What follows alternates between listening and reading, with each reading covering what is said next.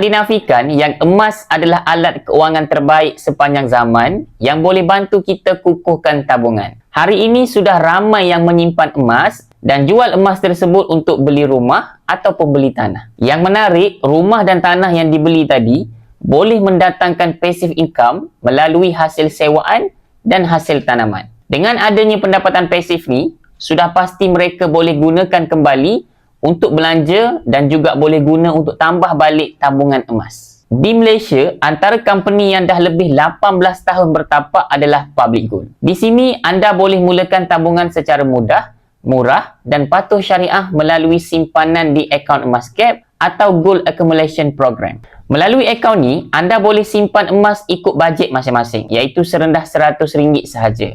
Bila mana simpanan emas dah cukup target seperti 100 gram di tangan saya ni, maka anda boleh arahkan sistem untuk keluarkan emas tersebut. Jadi untuk anda yang bercita-cita nak miliki rumah ataupun tanah suatu hari nanti, maka mulai hari ini terus mulakan tabungan emas yang pertama. Kalau anda berminat nak mulakan tabungan emas di Public Gold, boleh isi beg biru di bawah untuk saya bimbing langkah-langkah simpanan yang terbaik untuk anda mula.